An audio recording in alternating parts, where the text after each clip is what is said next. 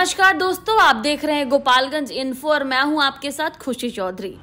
राज्य के बहाल कई बीपीएससी शिक्षकों की नौकरी पर खतरे की तलवार लटक रही है। सीटेट और एस्टेट में कम अंक होने के बावजूद कई शिक्षक नौकरी पाने में सफल रहे। जिला कार्यक्रम पदाधिकारी स्थापना इंद्र कुमार कर्ण ने प्रखंड शिक्षा अधिकारियों से सीटीईटी के अंक पत्र और प्रमाण पत्र, जाति आवासीय आधार और पैन कार्ड की अभिप्रमाणित छाया पत्री के साथ उपस्थित होने के लिए कहा गया है।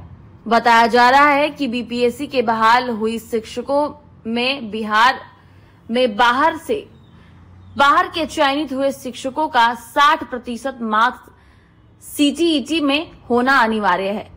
60% से कम मार्क्स होने के बावजूद बहाली हो चुकी है। ऐसे शिक्षकों को सेवा समाप्त करने की कवायद चल रही है। बीपीएससी शिक्षक बहाली के प्रथम चरण और द्वितीय चरण में सीटीईटी के 10 से कम अंक रहने के बाद भी बहाल हुए हैं। वहीं आपको बता दें कि बिहार से बाहर वाले बीपीएससी शिक्षकों के खिलाफ कार्रवाई की प्रक्रिया शुरू हो चुकी है।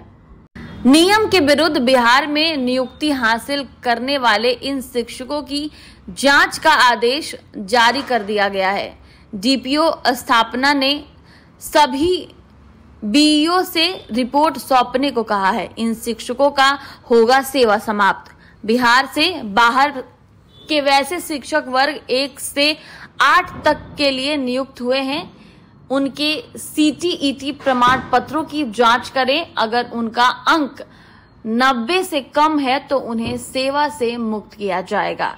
इसी प्रकार वर्ग 9 से 12वीं तक में नियुक्त बीपीएससी शिक्षक जिन्हें एसटीईटी में 50% से कम और 75 अंक से कम अंक आए हैं, उन्हें भी सेवा से मुक्त किया जाना है। प्रखंड शिक्षा अधिकारियों से पूर्व में भी रिपोर्ट मांगी गई थी, लेकिन अधूरा रिपोर्ट होने की वजह से फिर से मांगा गया है। उधर स्कूलों के निरीक्षण के नाम पर खाना पूरी करने वाले अधिकारियों पर शिक्षा विभाग ने शिकंजा कसना शुरू कर दिया है। विभाग के ऊपर मुख्य सचिव ने स्कूलों के निरीक्षण में लापरवाही बरतने वाले आउटसोर्सिंग अफसर को बर्खास्त करने का आदेश दिया है। स्कूलों में पठन पाठन के साथ वहां की स्थिति में सुधार नहीं हुआ तो जिला शिक्षा पदाधिकारी पर कार्रवाई की जाएगी। इस संबंध में अपर मुख्य सचिव डॉक्टर एस सिद्धार्थ ने जिला शिक्षा पदाधिकारी को पत्र के माध्यम से निर्देश दिया है। वहीं आपको बता दें कि शिक्षा विभाग ने स्कूलों के निरीक्षण में लापरवाही बरतने वाले आउटसोर्सिंग के तहत नियुक्त अधिकारी कर्मचारी को बर्खास्त करने एवं बर्खास्तगी के बाद रिक्त पद पर गठित कमेटी द्वारा विधिवत स्रोत से चयन प्रक्रिया पूरा करने का निर्देश दिया है। विद्यालयों के शैक्षणिक परिवेश, आधारभूत संरचना एवं स्कूल प्रबंधन से सुदृढ़ीकरण के लिए प्रभावी अनुश्रवण और समस्याओं के निराकरण का निर्देश दिया है। शिक्षा विभाग ने सरकारी स्कूलों में ऑनलाइन उपस्थिति दर्ज नहीं करने वाले शिक्षकों पर भी कार्रवाई करने का निर्देश दिया है। साथ ही आपको बता दें, स्कूलों के निरीक्षण के क्रम में कहीं वर्ग कक्ष में बाइक तो कहीं बोरा मिला है। कई स्कूलों में कपड़ा सुखाया जा रहा था। स्कूल परिसर में अवैध कब्जा भी देखा गया है। इससे स्पष्ट होता है कि निरीक्षण करने वाले पदाधिकारी पर्यवेक्षण कर्मी मात्र औपचारिकता का निर्वहन एवं इनकी खाना पूर्ति निरीक्षण के नाम पर किया जा रहा है। लंबे समय से निरीक्षण के बाद भी राज्य मुख्यालय स्तर के पदाधिकारियों के निरीक्षण करने पर कमी पाई जाती है। इसे दूर क्यों नहीं किया जा रहा है?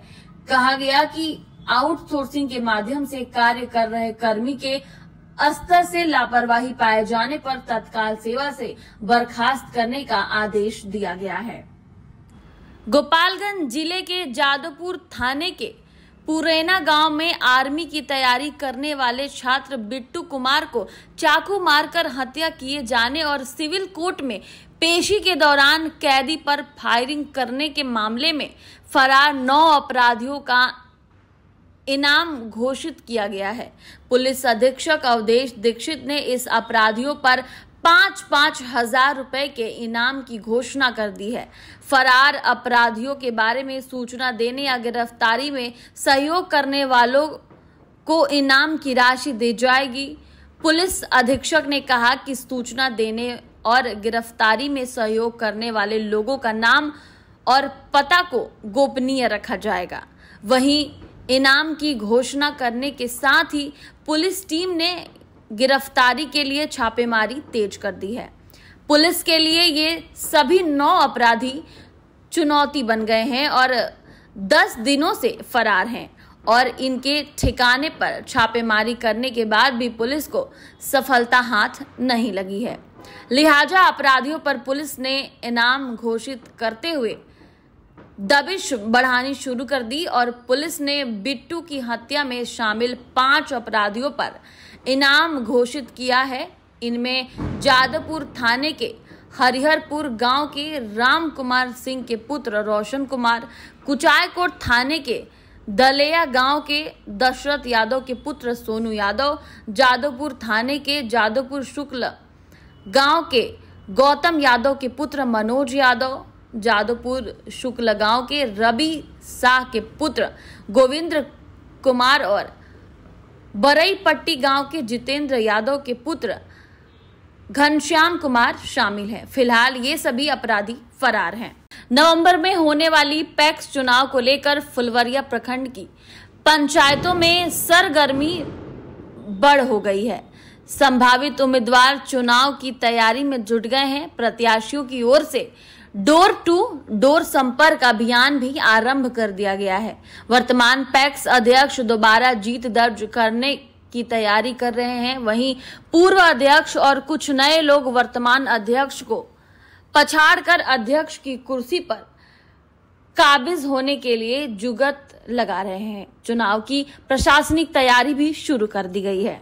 प्रखंड सहकारिता पदाधिकारी बीसीओ उदय कुमार तथा बीडीओ पूजा कुमारी ने बैठक कर पैक्स चुनाव पर चर्चा की है।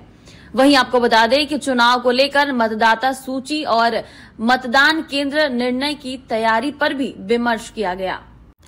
बिहार में नियोजित शिक्षकों के लिए बड़ी खबर है। जिन शिक्षकों का आधार सत्यापन नहीं हो पाया था, उनके पास अब मौका है। नाम, जन्म तिथि या आधार नंबर में गड़बड़ी के कारण अगर उनका सत्यापन रुका हुआ था तो आप 4 नंबर तक आवेदन कर सकते हैं।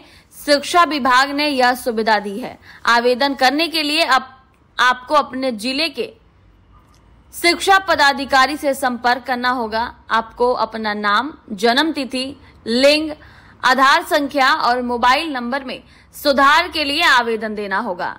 आपका आवेदन बिहार विद्यालय परीक्षा समिति की वेबसाइट पर अपलोड किया जाएगा। इसके बाद शिक्षकों द्वारा दी गई जानकारी के आधार पर आपका बायोमेट्रिक सत्यापन भी होगा। जिला शिक्षा पदाधिकारी इस पूरी प्रक्रिया की निगरानी करेगी। निर्देश में स्पष्ट किया गया है कि आवेदन पत्र में टीचर द्वारा दी गई जानकारी बिल्कुल सही होनी चाहिए। इसमें किसी भी तरह की ओवर राइटिंग नहीं की जानी चाहिए।